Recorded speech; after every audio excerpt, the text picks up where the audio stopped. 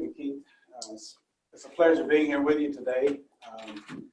It is always exciting to come to a beautiful university and converse with a combination of students, faculty, and as well as business leaders that are a part of this overall program here.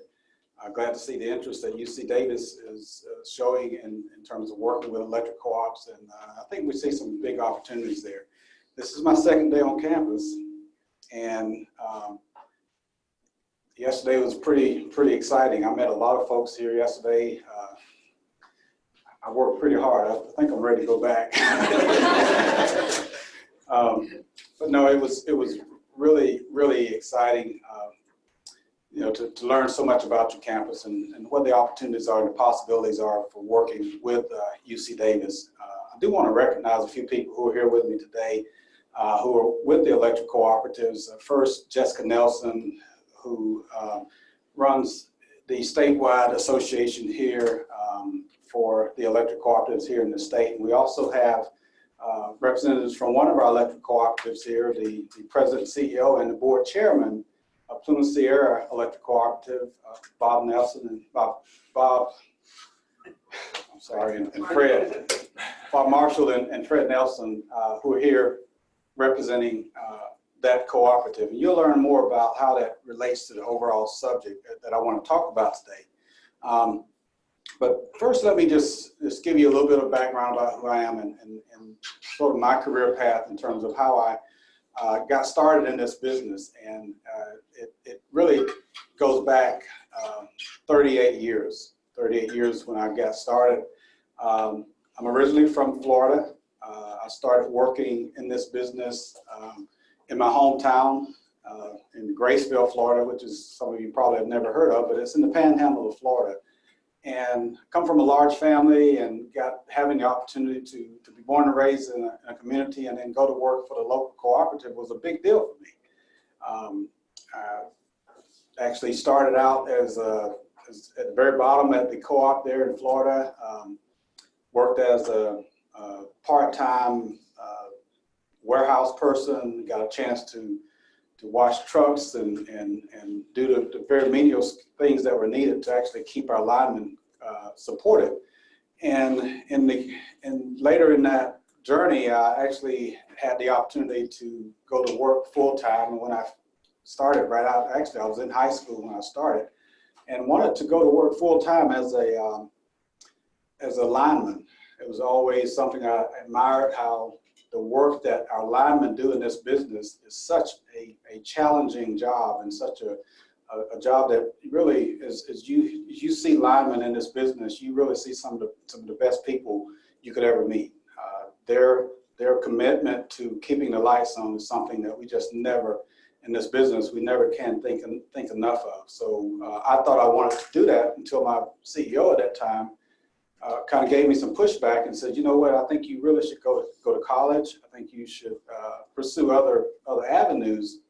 And I took his advice, and he persuaded me to not go into that direction, to go into another direction and actually become a full-time college student, with the caveat that I could continue to work there at the co-op. So I worked as a part-time dispatcher, actually a full-time dispatcher. Really, it became a full-time job. And again, it gave me the opportunity to support linemen, because in the afternoons when everyone left, I was stuck there at the office to answer the telephone in case we had an outage. And that helped a lot of the wives, because before that happened, we would roll the telephones over to go to the lineman's home. So when they went to work, their wives were left back to answer the telephones while they were out working, which wasn't a good situation for a lot of reasons.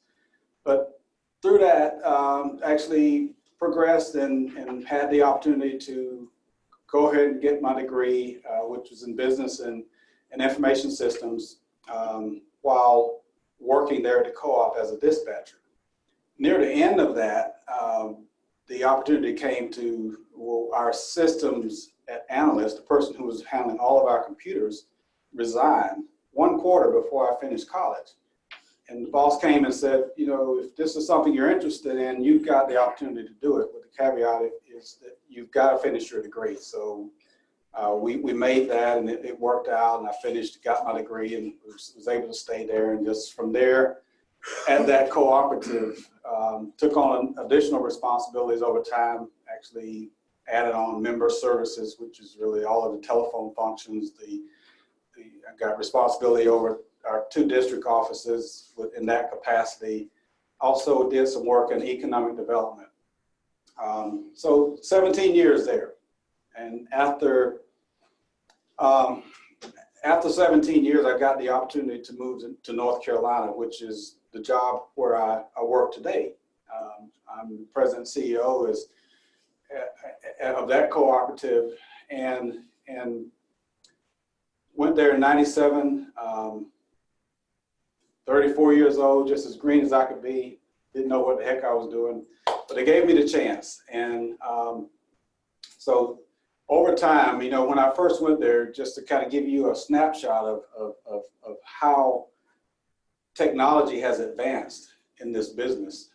So in 1997, when I walked in the door, I was going around meeting people, and one of the clearest memories I have of that tour of the office was when I walked through the office. I saw the guy that was doing our communications and was handling our newsletter. He was sitting in front of a manual typewriter, pounding it out.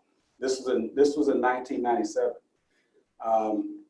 So I knew I had my work cut out for me. And if you fast forward to today,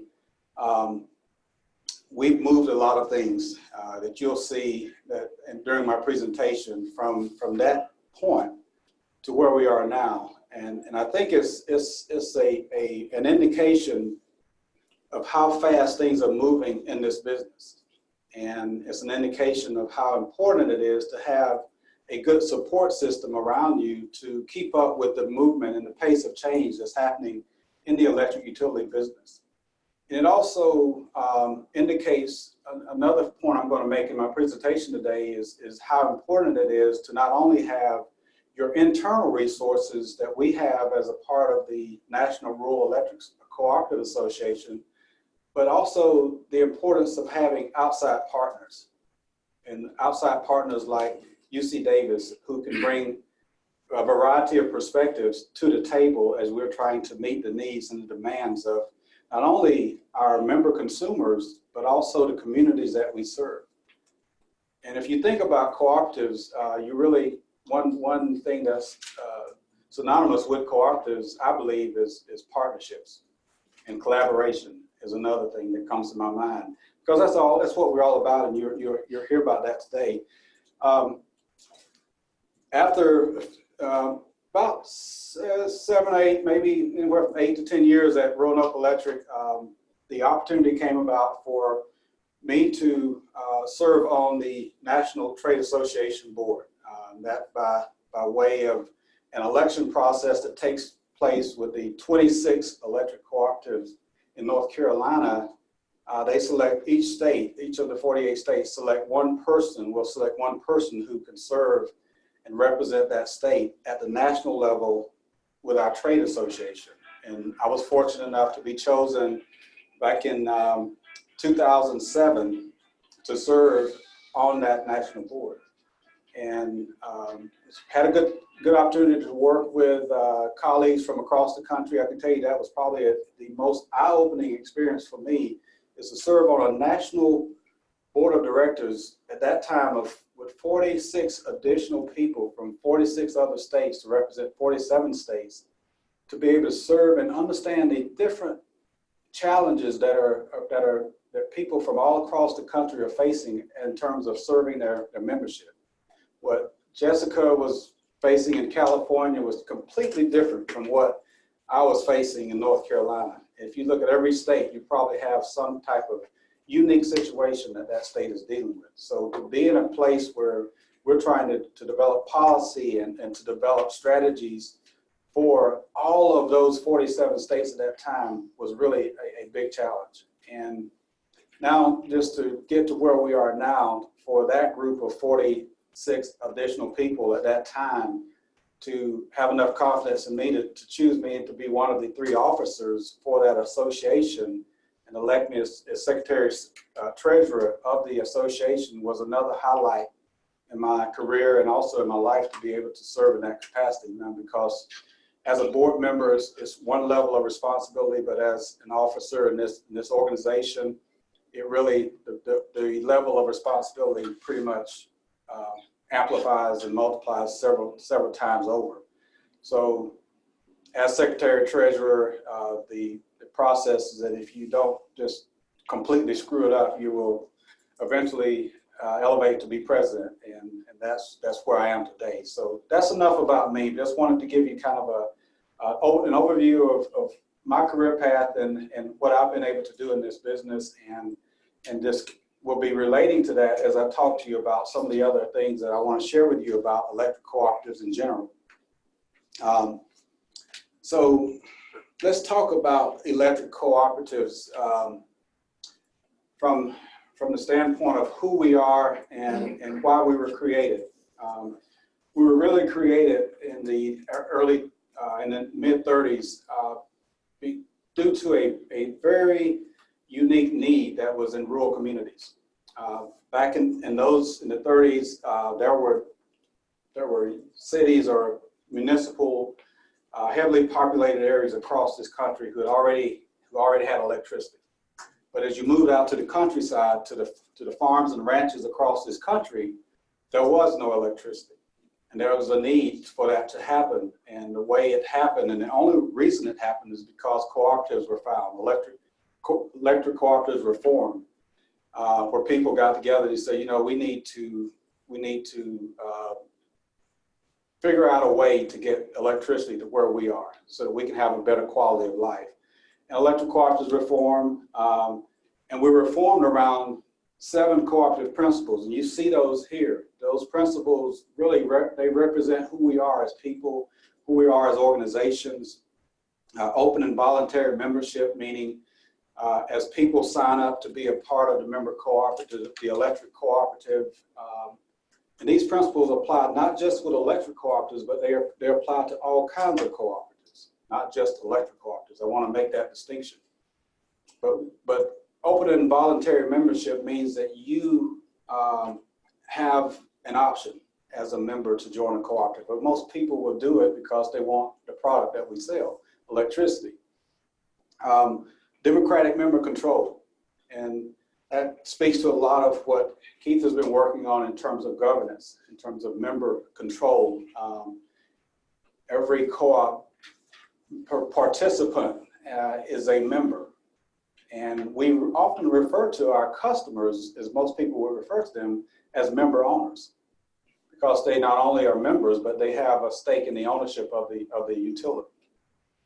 The third principle is members' economic participation, meaning that we expect there to be a small investment to get into the cooperative, but as a member of the cooperative, you're paying into that cooperative, and you also have some level of participation that's due to you as a member of that electric cooperative.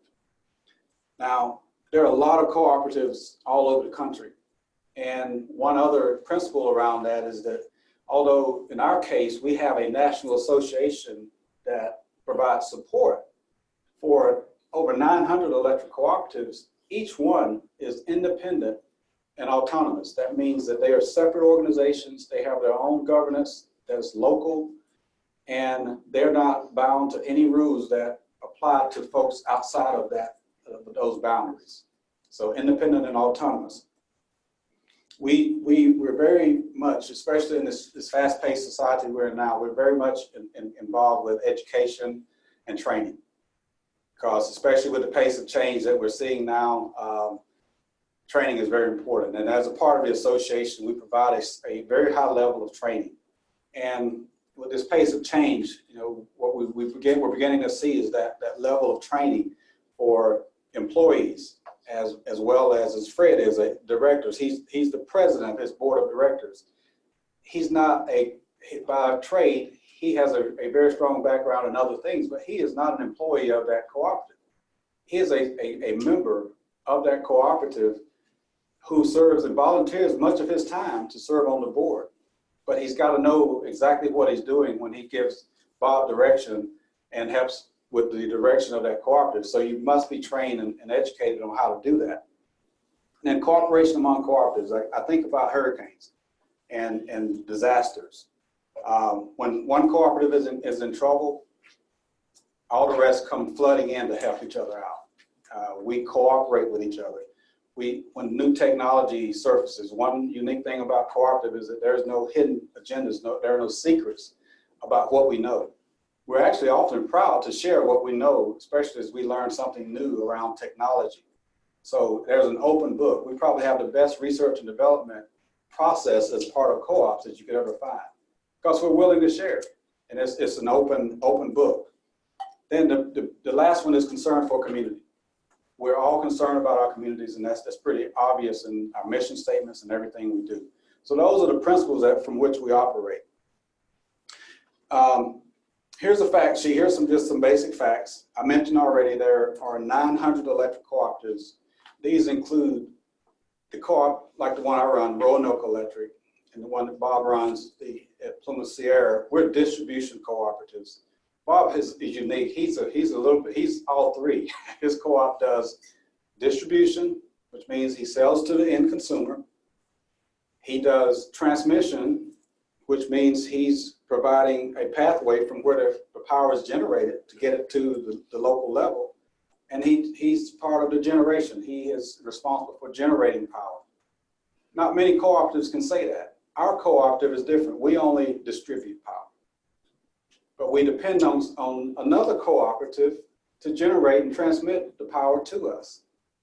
And you have some co-ops who only transmit. You have some co-ops that generate only, and you have some who generate and transmit power from a variety of sources. But there are 900 of us across the country, and we represent 56%, as you can see on this map. 56% of the land mass across this country is owned and operated by electric cooperatives. We serve 42 million people in this country. And we're representing 48 states. We just added the state of Rhode Island just a few months ago. They're the newest state that has joined the cooperative family.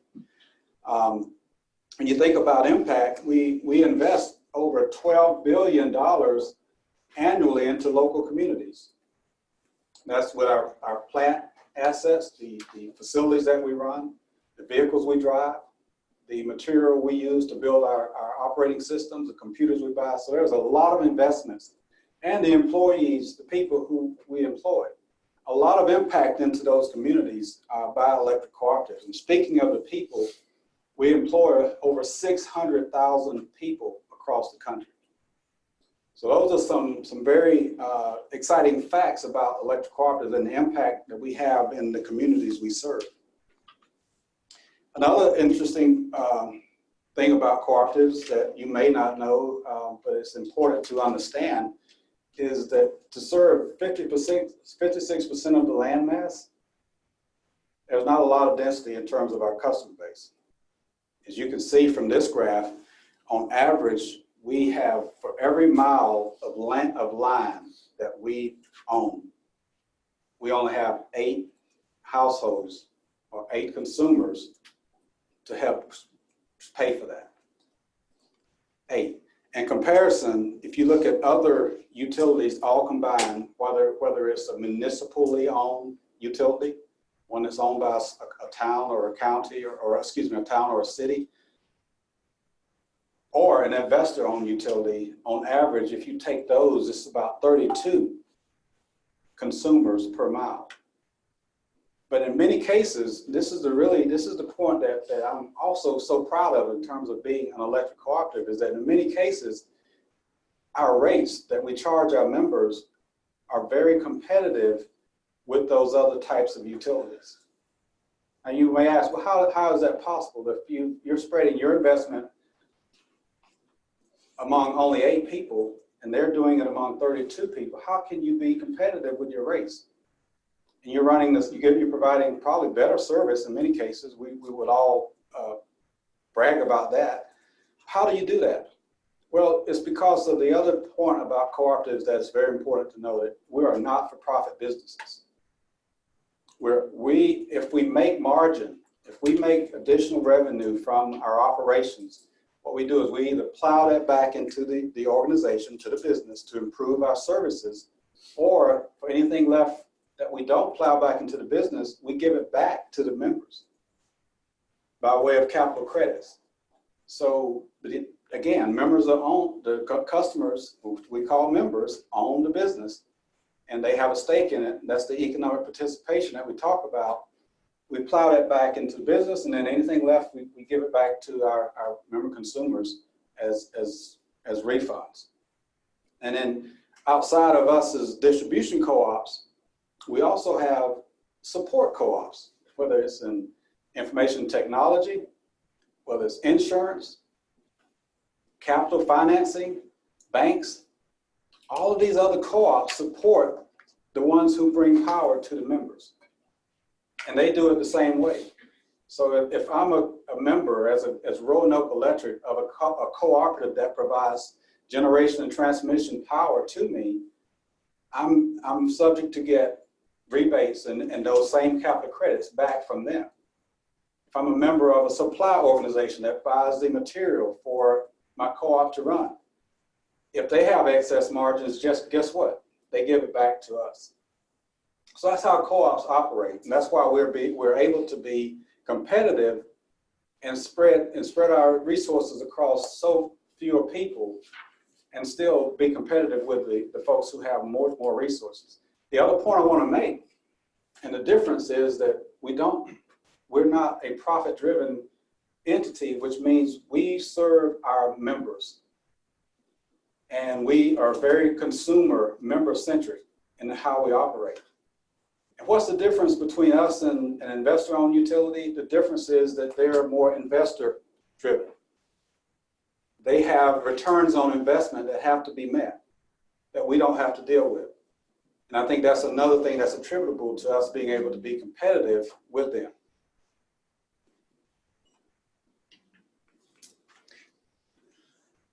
One of the other unique things I want to just point out about Cooperative is that, and this relates to NRECA, the National Rural Electric Cooperative Association, is that for those 900 member consumers that are out there, the role of the National Trade Association is to be one voice for those 900 consumers. And that's not always easy, trust me. With the diversity that we have as a cooperative that serves so many different regions of this country, as an association that is serving so many regions of the country who have different needs, it's like threading a fine needle to make sure that we become that one voice, and that we support our members from the different regions of this country to make sure that we're providing the best service possible as a trade association.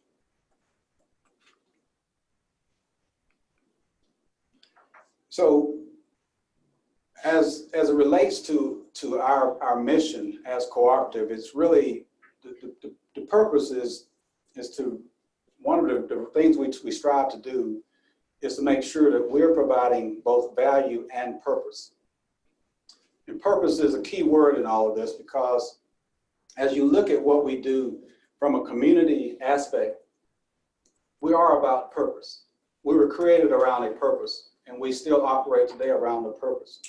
So we do things that are purpose-driven, such as outreach and advocacy, activities to promote and make sure that our co-ops are empowered to do the jobs that they need to do, all around the cooperative business model. So we work with in different areas, such as workforce development, making sure we have a pipeline, which is another reason I'm so excited to talk to the students, that we have a good pipeline of talent that's coming into this model that is purpose-driven.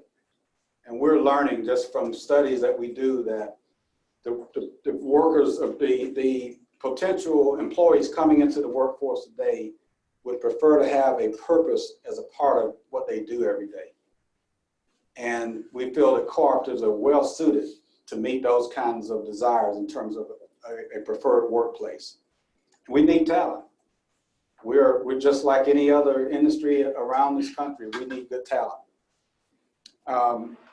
We are operational, and our business strategies that we deploy basically are around some key elements: reliability, making sure the lights stay on. We also are looking at innovation.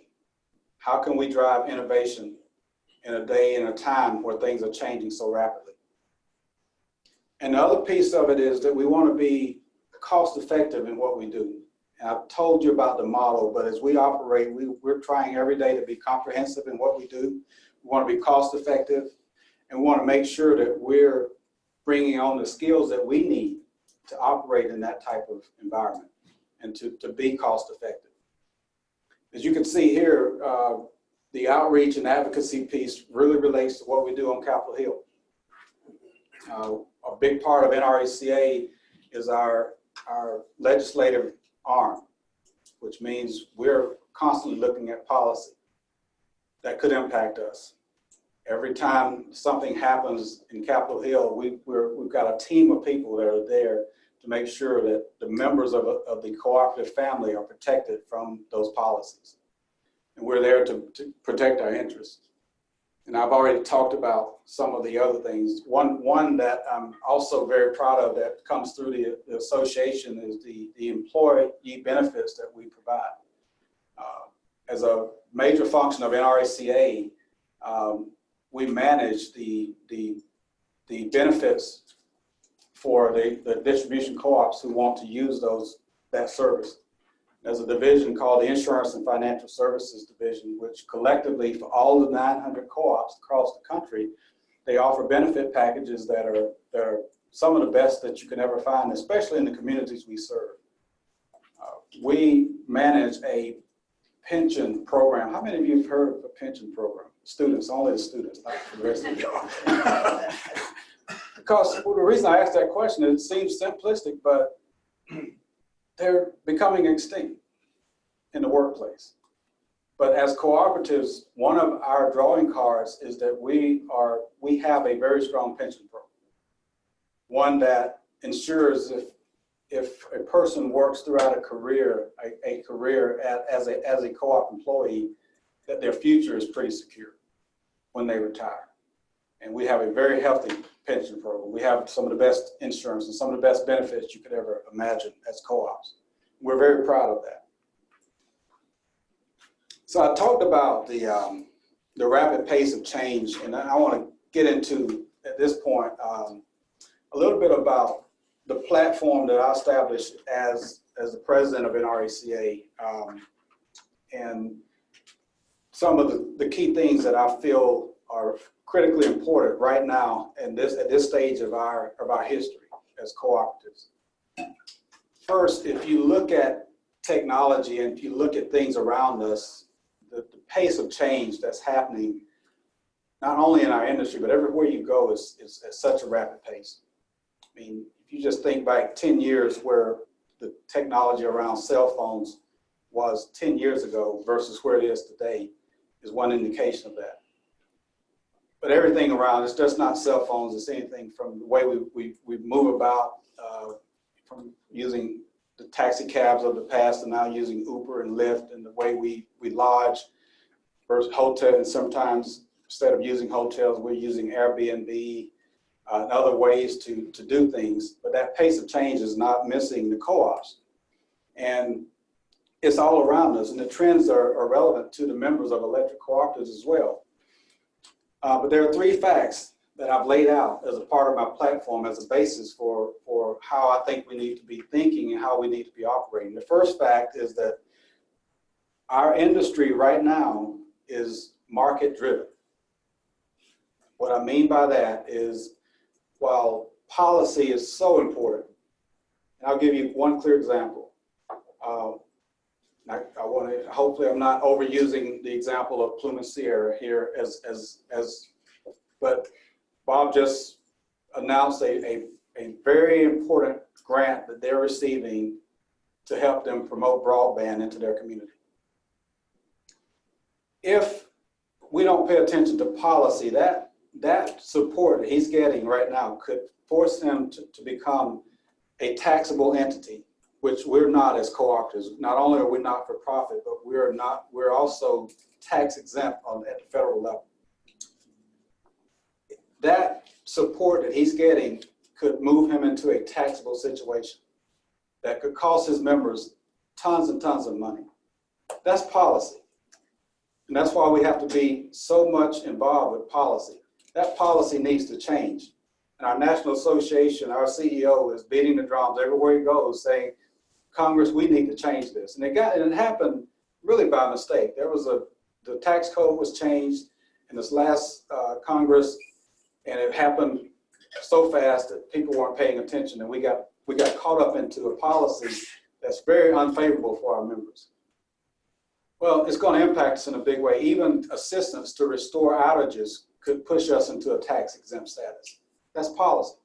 But as large as policy and as important as policy is, the driving force for cooperatives and our industry right now is the market. Even more so than what I just described. The market is driving change. The behaviors of our consumers and the things that they want and how they want them is driving how we operate into the future. The fact that they're inviting more technology into their homes, they're inviting more efficient appliances that impact how much of our product they use inside of the home, and the behaviors that they have in terms of being consumers is driving how we operate into the future. Now we can fix the policy issue, but the market piece is completely out of our control. Because members and customers are going to get what they want. And if, as a business, we can choose to adapt, or we can stand by and hope that things change and move into our favor. And it's not very likely that that's going to happen, so we have to adapt to change. And the market and the behaviors of our member consumers are driving that change that we have to adapt to. So that's number one, market. Let me go back. The second is that in today's environment, sustainability is a must. As bad as we want, in some cases we might want to deny that fact, we live in a sustainable driven society. And as utilities, as cooperatives, we have to acknowledge that. We have to acknowledge that clean, affordable power is the rule of the day moving forward. And it goes back to consumer expectations. That's an expectation, and that's a reality that we've got to live with. And we, as cooperatives, are moving in that direction. As cooperatives, we are investing in renewables at a very rapid pace. We're investing in microgrid technologies. We're investing in a lot of things that lend itself to being more sustainable. So that's a reality that we have to continue to remind ourselves that this is something that's evolving as a part of our business. And then the last tenet is that our operations today are going to require a lot of flexibility with regards to how we operate our grid or our systems. In the 70s, cooperatives and many other utilities were basically given the direction that, you know, the best way to move this power across this country is to build generation facilities in a central location and push that flow of electricity in one direction to get to the consumers.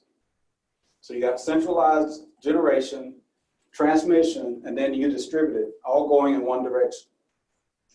When you look at it today, power is being generated almost anywhere you can imagine. So grid flexibility simply means that we've got to adapt to an operation that could include generation being at a solar facility here, a battery operated facility here, a rooftop generation over there in those thousands of homes, And how does those 30 different directions of electricity flowing, how do you manage that? It's a very complex situation that we're dealing with, and we've got to adapt to those types of changes. So having flexibility in the way we operate versus the very simple approach that we were accustomed to just a few years ago is changing how we operate, which means we've got to think about it completely differently. So that's important to understand as we move forward today, that consumer expectations, that using sustainable power and having a flexible system, those are all things that we've got to completely understand. We've got to completely know how to operate. So let me give you a local example. I want to shift and really talk about some of the things that are happening at the co-op that I run in North Carolina. And this will sort of bring some live examples to how this rapid pace of change and how we've moved from that manual typewriter to the year 2019 and some of the things that we've had to do over the last 22 years. But first, understand a little bit about where we are as Roanoke Electric Cooperative. I serve a community that is very economically distressed, which represents a large percentage of the rural communities that most cooperatives serve. The average median income of cooperative served territories is normally well below the median income for most of the states which we operate. So in our cooperative at Roanoke, we have, just by way of surveys, way back in 2015, 2016, our members responded to us that their average utility bills in comparison to the national benchmark was about double. And this is in a very economically distressed part of the country. So the energy burden that they have is extremely high. And this is not just their opinion, this is really the reality. So number one, economically distressed. Number two, very high bills. The first thing I want to make sure you understand is that it's not because of our rates. I'll tell you in a minute. But the reality is that the burden is there, okay?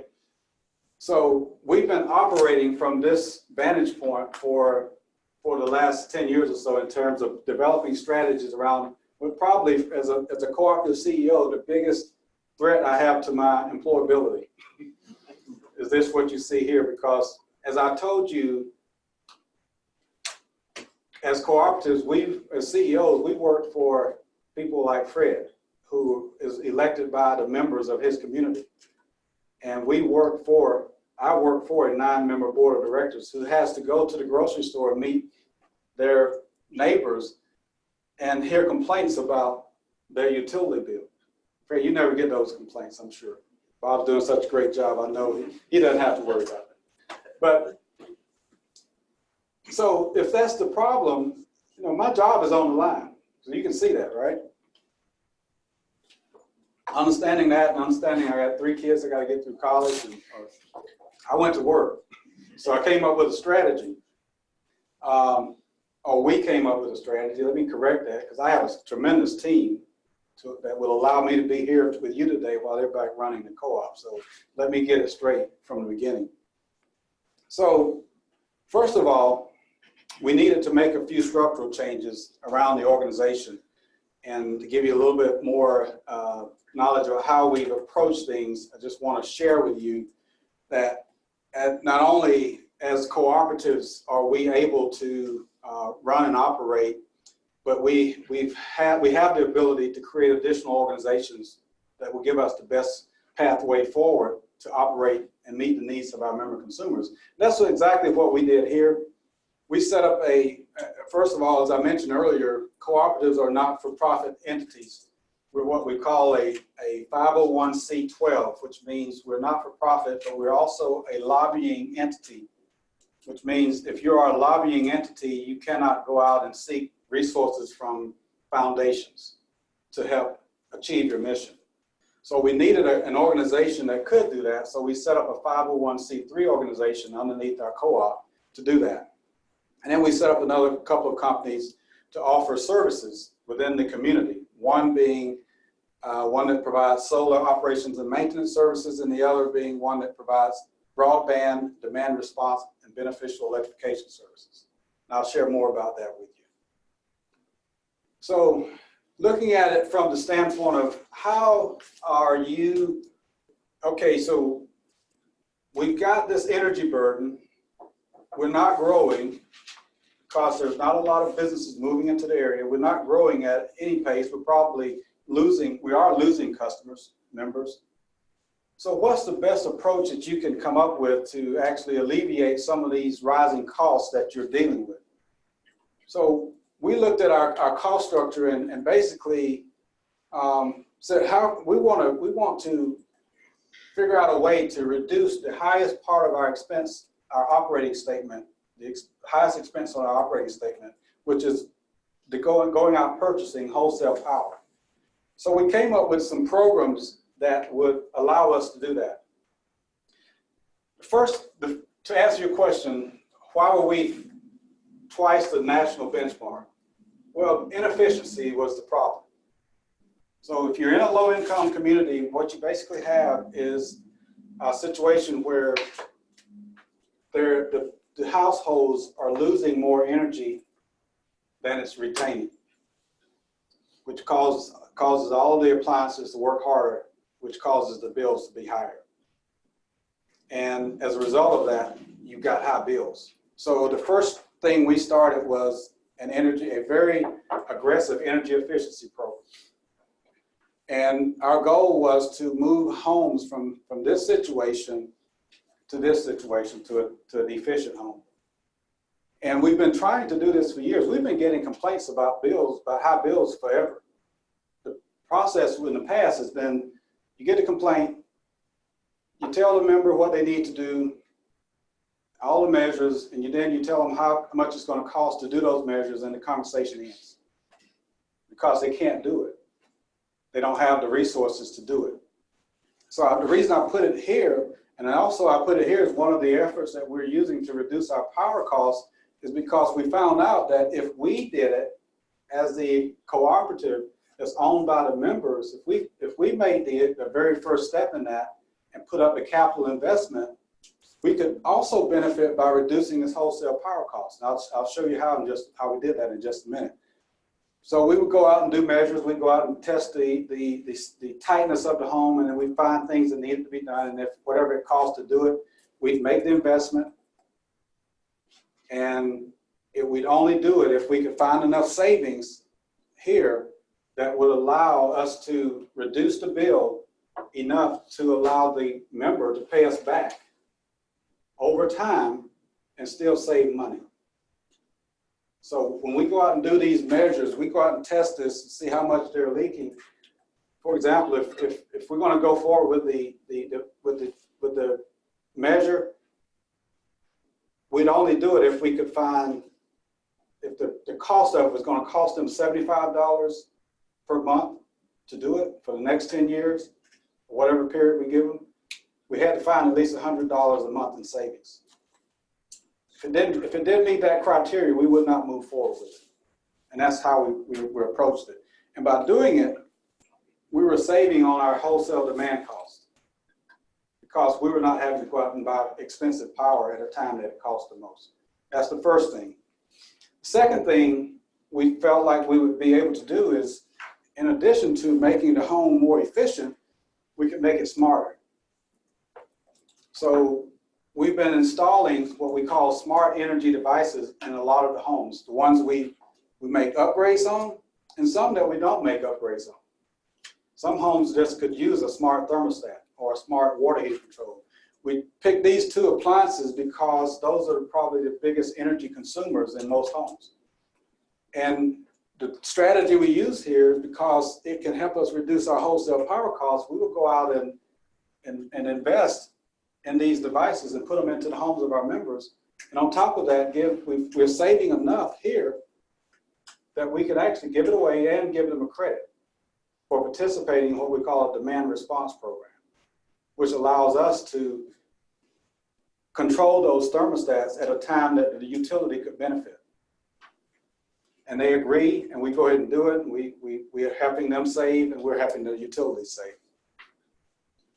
The third measure is what we call system automation and advanced metering infrastructure. So we're in the process right now of installing advanced meters, which can give us a lot of data on our system to help us control cost. And we're also installing a number of smart grid devices that we're putting on our system so that we can detect and reduce the impact of outages when they happen. So an outage that could impact 1,000 people today, with the new technology will only impact, say, 200 or 100 people because of the smartness of the system, the automation of the system, which again helps us cut costs. And then the last thing is distributed generation. I mentioned about the many flows of electricity. So we're getting into that. We're distributing generation. We're putting things on our system, such as what you see here is a combination of solar panels and batteries. And we're putting those, we're distributing those across our system in places that can help us reduce the loss of electricity that we sometimes lose. So the substations, as we call it, is where the power goes from the transmission facility to get to us, and we distribute it out. So we're putting these installations out on the edge of the grid so that we can generate power away from where it's already being generated and pushed to the system. Keith. Chris, do you mind briefly on the residential, can you just talk a little bit about what it looks like when you go into a low-income home and where the inefficiencies might be and how it is you help on that? Yeah, about 5 areas. The first place is what you see here is, it's just the cool and warm air is just leaving in cracks, where the cable company may have come and drilled a huge hole to run cable, but they didn't seal it. Or it could be inefficient insulation in the attic. I mean, very little insulation in the attic. The third place is they could have lighting that is totally inefficient. There's so much lighting technology that I've learned since I've been here. It's just phenomenal. The fourth is the modernness of the heating and cooling unit. So what might have been a very low SEER rated heat pump, or what might have been firewood, what might have been fuel, oil, think about it from a health perspective, or kerosene, we're replacing that with a highly efficient heat pump. So we're either cutting back on from moving from an inefficient heat pump to a very efficient heat pump, or we're moving another source of energy over to electricity, which is a win-win situation anyway. Yes, sir. Do you account for the gas savings as part of your? Yes. 75? So in that calculation, very good question. In that calculation where we have to save them more than it's going to cost them on the tariff, I didn't mention tariff, but the way we recoup our investment is we don't put a consumer loan on that person. We put an investment charge on that facility, which means it's not attached to the person, it's attached to our resource at that location. And we recoup it from the person who's benefiting from it in that location. But it cannot, I mean, when we do the calculation, so if they're spending $200 a month on fuel, that's a part of that calculation to make that determination. Very good question. So this, going back here, this is really exciting. I'm going to breeze through this pretty quickly because I do want to have some time. And how am I on time? I haven't even, at least. You're good. Usually at 11:30 we do questions. 11:30 we We do go a little questions. over that. Yeah. All right, okay, we're gonna achieve that goal. With the solar and battery installation, this is such a, it's such a powerful project. I really, when we look at solar as co-ops, we give our members an option. One option they have is to go out and invest in rooftop solar. And I haven't seen a deal come through yet that's been shared with me that works in that capacity.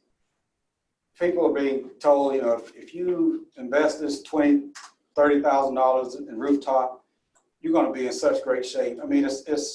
It's pipe dreams, really, just to be completely frank with you. So co-ops are introducing something called community solar, where we'll make the investment.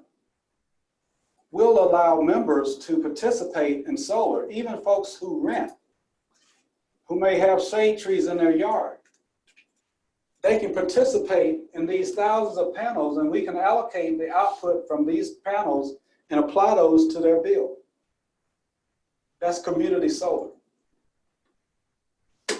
Even with this program, something I did mention is that we're doing this energy efficiency program based on the location so that renters can benefit from this. You don't have to own that facility. But the community solar is one aspect of it. We're reducing line loss, which means that's the difference between the power we purchase and the power we sell. Sometimes you lose a portion of that just by inefficiencies. Also, we're able to now, some of these homes, the way it's connected here, some of these homes we've had to turn around and walk away from because they had serious structural issues. So you remember I said we chose to create a nonprofit 501c3 in the slide that showed the organizational structure. One of the reasons we did that is because we wanted folks who have a philanthropic nature in terms of basically philanthropists to be able to work with us to actually buy some of the output from these panels and allocate the credits that are created from those panels to apply to some of the members who may be in a situation who needs the support of upgrading their home and can't afford it. So to date, we've had hundreds of thousands of dollars that have been granted to our nonprofit to serve this purpose to help with this situation. It's a program called Solar Share. If you want to look on our websites, it's Roanoke Electric Solar Share. It tells you all about it. So that's just part of the story. I won't get into all of it because of the time constraints, but there are so many other benefits to that. But that's the biggest one, is that we've created an opportunity. Even a person who may be coming up to tax season who wants to donate towards sustainable energy for someone, an individual could donate to our nonprofit, and it goes into a pool of money that could benefit folks who may need this. So this project is helping the utility, it's helping the member consumers who own the utility, and it's sustaining the environment. It doesn't get much better than that. But the last piece of this overall puzzle is connectivity. We live in a time today that if you look at all of these things that we're talking about, these devices don't work on their own. We can't control these devices if we don't have communications to them using broadband. And guess what? In our region, as it stands today, there's probably about 50 or 60% of the region that does not have access to broadband. This is probably a time warp for some of you to even imagine anyone living today without broadband. But that's the kind of thing we face in rural communities. And that's what co-ops, those are the kinds of those problems that co-ops are solving every day. So we've decided for operational reasons, we've got to have broadband. So we created this company called Roanoke Connect to actually go out and deploy broadband. And the added benefit in addition to being able to save on their energy, is that they're going to get to watch Netflix. And all that's good. And the other thing is we're working with all of this to reduce carbon emissions. Everything, and co-ops are really about this. And everything you see here is really around being more efficient as a utility and helping our member consumers be more efficient as individuals. And that's a very, very positive thing.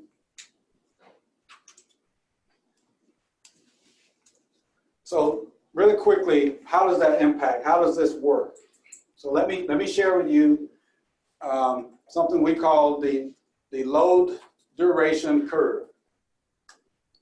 It starts at midnight. It can start at any point, but it's got to go 24 hours. And you run the behaviors of a typical consumer in the winter and a typical consumer in the summertime, and you get what we call the load duration curve. Why does it peak? Why does it go high here? What's happening at 6 o'clock in the morning? There's a lot of activity. There's a lot of hair dryers. There's a lot of appliances being turned on at 6 o'clock in the morning, which the overall demand for electricity is what? It's beginning to spike, especially on very cold, very hot days. What's happening here as you get over into the afternoon, 4 o'clock, 5 o'clock in the evening? Activity, right? More use, more demand for electricity. I show you this in two areas because most utilities have, and when we go out and purchase power, we have a fixed demand allocation and then we have excess demand. Which means with this allocation, we've pre-purchased it. We want to make sure there are no rolling blackouts. So we've solidified this by way of an insurance policy, I guess is the best way to say it. And we have paid for this in many cases. Whether you use it or not, the red line represents how much of that fixed allocation you're actually using for both situations. So the premise around what we're talking about here, what you've just seen is this. With distributed energy resources, i.e. batteries and solar, this is how it can help impact this waste. And anything above this red line, I would consider waste.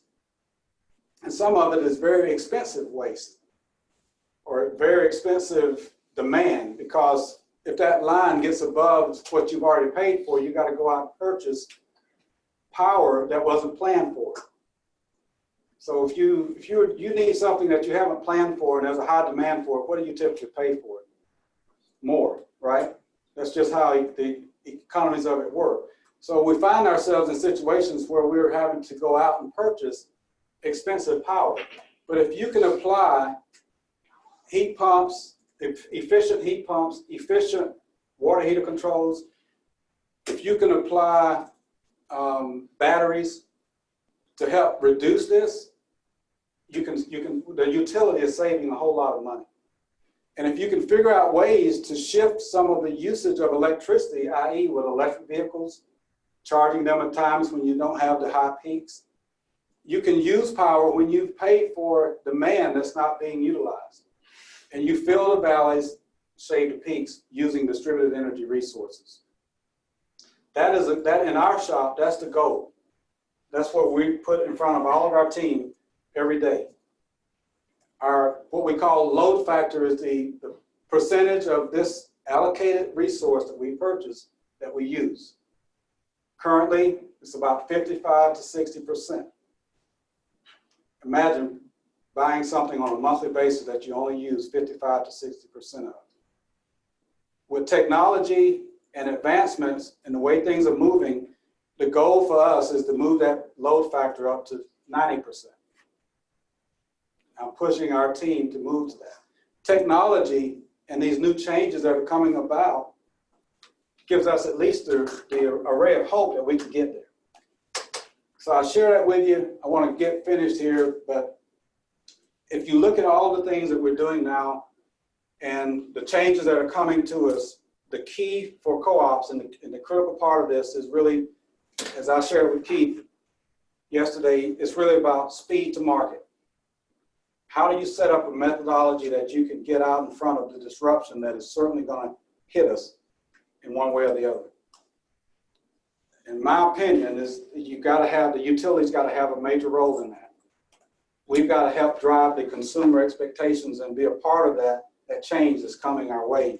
And I think pay as you save and some of the things that we're doing is really helping us get ahead of that.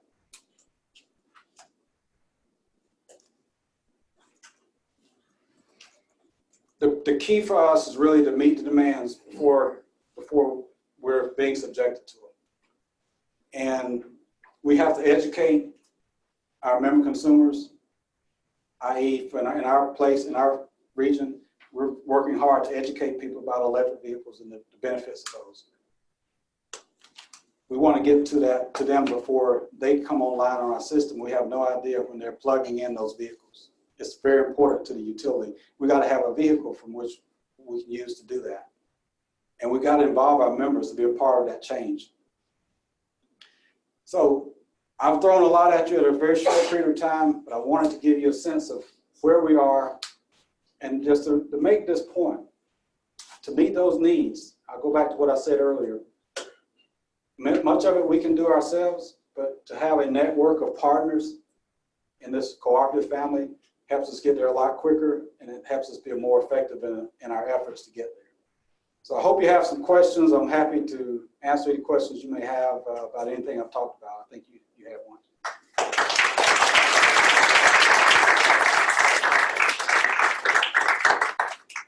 Yeah, thank you. By the way, it's very true that we don't hear enough of or from the cooperatives, even for those of us who spend a lot of time in the business. I worked as a regulator in my home state of Illinois. So yeah, it's kind of, the cooperatives are not in the regulator's concern, which wasn't the question that I had moments ago. The question I had moments ago was a very simple one about when you're buying that peak power. Are you guys participating in the PJM market, or do you have to daily make bilateral transactions? We are actually participating in the PJM market through our generation transmission provider. And so you have a capacity obligation in PJM. That's that insurance. yes, Which is right. When I worked in Illinois, I did a lot of work with PJM on the capacity market. It's a big discussion in the entity is how that market clears and what the cost is. So Right. It's a consideration, I think. Yeah, we're certainly paying close attention to that. Looking at the different options. Thank you. Yes, ma'am. I've noticed this emphasis on renewables before on the NRECA website, and it seems like a really strong focus for you. And I was wondering what the role of cooperatives looks like in communities that have historically been economically dependent on coal, and if there's any kind of like unique role that they're playing that you know of. Yes, and that's a very, probably one of our biggest challenges right now is figuring out, it's all about the member consumer, right? And how does change impact the member consumer? With many of the investments we've made to date in power generation that is coal, there's still billions of dollars of debt hanging on to that. And unfortunately and unfortunately for us, we can't turn to investors to go out and make the next investment. It all falls back on the member consumers. So the big question that we're struggling with now is how do we handle both? Because we've got that debt, we've got to retire it. And who's going to retire it? The members have to retire it. And we're trying to move into an era of renewables at the same time. So there's a term out there called just transition. It relates to jobs that are transitioned and really the impact of how do we get from where we are to where we're going with some certainty that it's not going to change, because investments we make are 20, 40-year investments in this business. And it does not, we can't stop on a dime and change. And if you just look at the last 12 years, we've gone from one direction to another direction. We don't know what the next direction may be from a policy perspective may be. So I'm not giving you an answer because I don't have one, but I just want to paint a picture of how difficult it is. But I can tell you that the leaders who are dealing with that they're working as hard as they can to try to figure out how do they make that transition. Right. Yes. The mayor of San Jose has recommended that PG&E be entirely replaced in its territory by a combination of municipal ownership and rural electric cooperatives, which I think is fabulous. What will NRECA do to respond to that call?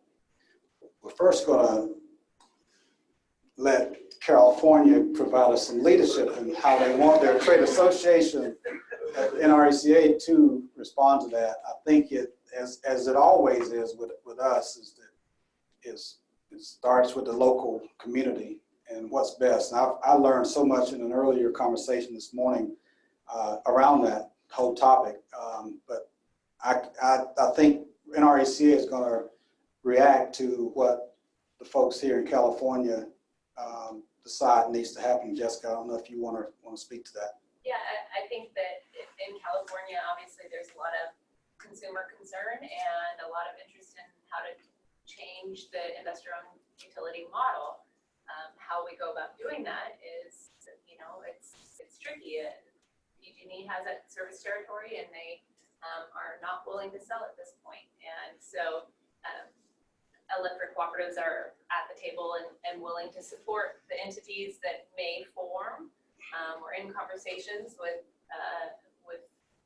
interested parties and trying to support them to show the benefits of the cooperative model.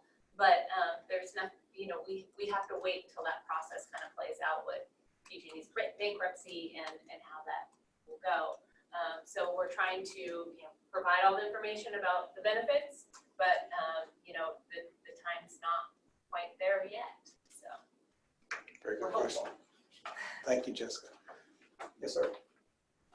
So you mentioned that you cover 88% of the counties. My question is why that number is not 100%? Is it because there are independent utilities that don't want to join you, or you don't have any of that? Right. One of the reasons is through statewide territorial legislation. I'll give you an example in North Carolina.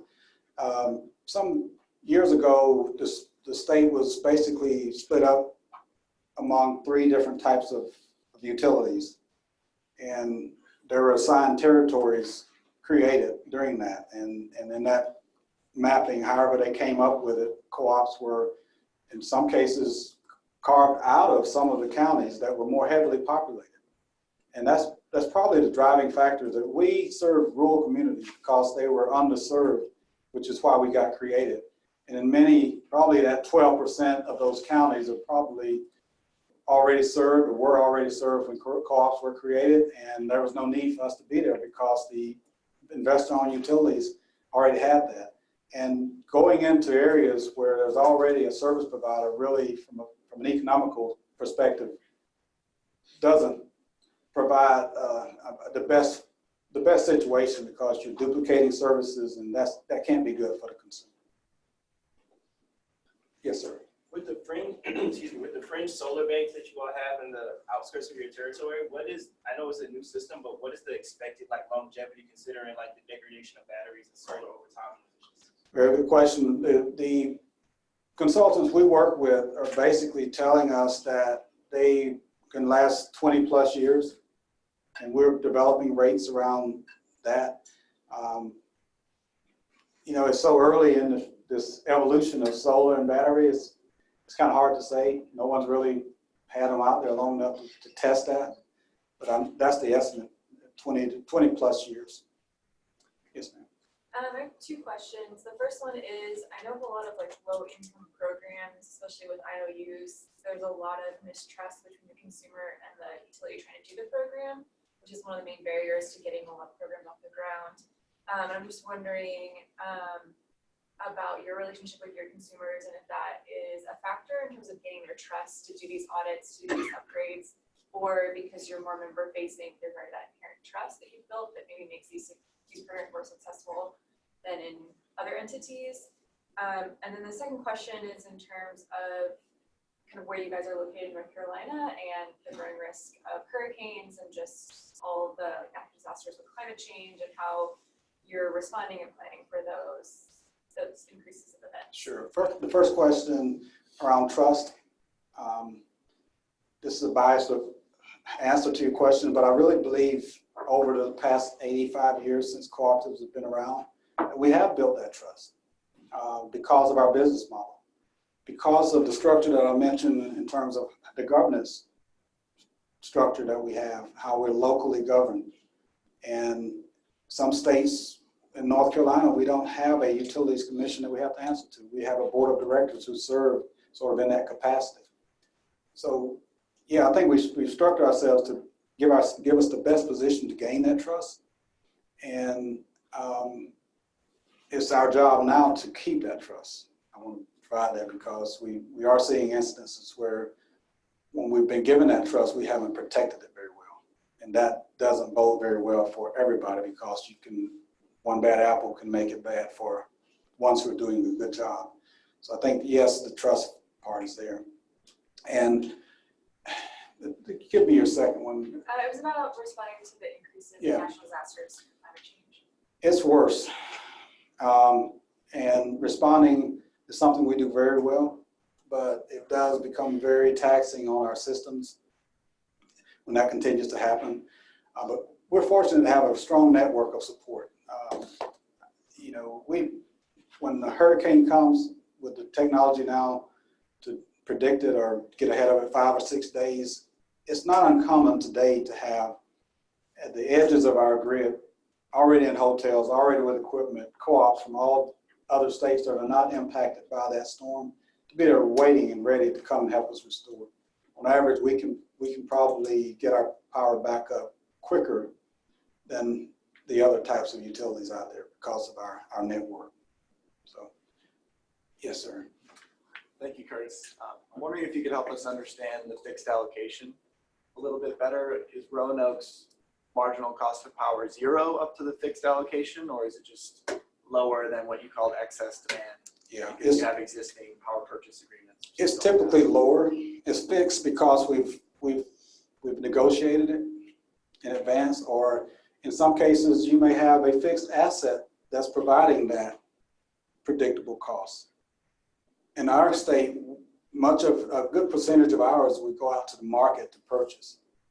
But in some states where you have generation facilities that are providing that power from the cooperative, it's fixed because they've made 50-year investments in facilities to generate that power. So it is at a cost, but it's at a cost that is less than what you could go to the market for on a spot purchasing, in a spot purchasing environment. So it gives you some level of predictability, but the key, in my opinion anyway, is how can we better utilize that fixed allocation that we've already paid for. Did I answer your question? Yeah. Thanks. Yes, sir. So at least in California, with the growing CCA movement, there's been a lot more focus on local control of electricity, and you know, obviously that's a central tenet of the rural electric co-op model. But I'm wondering, you know, could that local member-owned model be used in more of an urban setting as well? Like, why don't we see urban electric cooperatives, or maybe are there, like, is that basically a municipal utility, or is it? The short answer is yes, it works, because I'll give you an example, around the metro Atlanta area, we have some of the largest co-ops in the country, 200,000 member consumers, some of them, and even out in Texas, our largest cooperative here in the United States is serving some of the Austin periphery. So yes, it works, and it's a huge advantage if we are able to get more than 8 members per mile or meters per mile. It just makes the cooperative advantage even better. So we were talking earlier about one example up in Alaska, Anchorage. There's a cooperative that's very close, probably by the end of the year, will be running as a business right there in Anchorage, Alaska, from a situation that just evolved, and they felt that the cooperative model would be the best one. So we're seeing signs of it. How much it'll happen in the future, I'm not sure, but I do know that it could work, and it's a huge advantage if it does.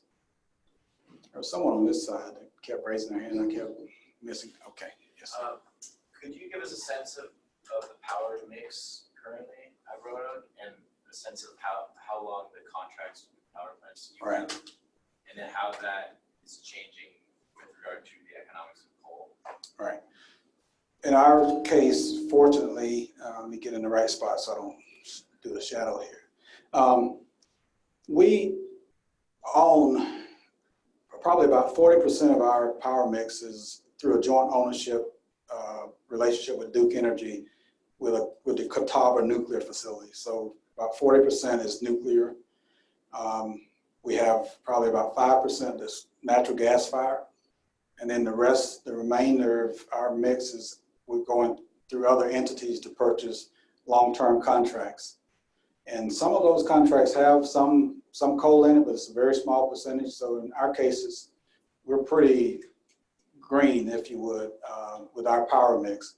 But if you look across the country, that's not always the case. There are several states and several cooperatives that are heavily embedded with coal as a part of that portfolio. And back to what I was saying earlier, that's the result of some long-term planning that happened years ago, and that's where they are. So, yes, sir. So you mentioned that you generate 1/4 of the revenue that the IOU generate per mile of transmission lines. Is that correct?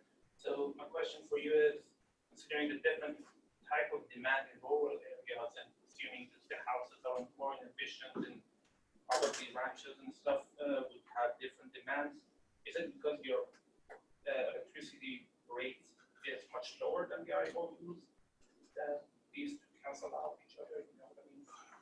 Go back to what you said. Your revenue is 1/4 and your number of customers are 1/4. That means that the total consumption per user is the same. Yes. But I assume that that shouldn't be the case. In rural versus urban areas, there should be some differences in the consumption per person. Right. Well, I think it's attributable to a number of things. One is the not-for-profit model of business that we're in. We're not seeking to make sure our investors receive a certain rate of return on the investment that they're making into our organization. We don't have that to deal with. That's one. Secondly, I think the cooperative network and the services that we're able to attain. I'll give you an example. Our IT, the opportunity to have some of the technology that I've talked about today, because we're buying that IT information technology from cooperatives who are providing it to us at cost, we're paying pennies on the dollar for that. We have access to capital because we are cooperatives that are in many cases very competitive. I won't say it's less than what an IOU can get, but we have a network of partners that is providing us with very cost-effective services, and that makes it easier for us to operate more efficiently. So I think that is what makes up the difference and it will allow us, I mean, the not-for-profit piece is probably the biggest of all of them. So can we go back to the slide that shows the people per mile of line? Sure.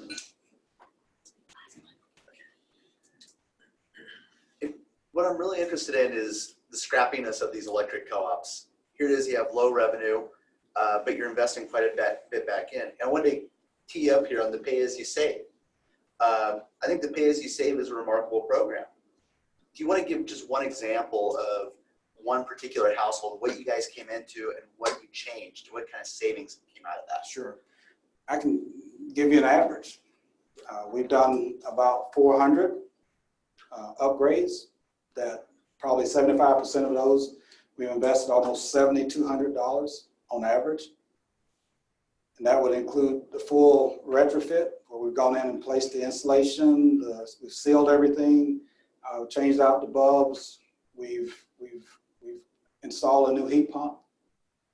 And we've moved people from bills that were as much as $600-700 per month down to $200-300 per month.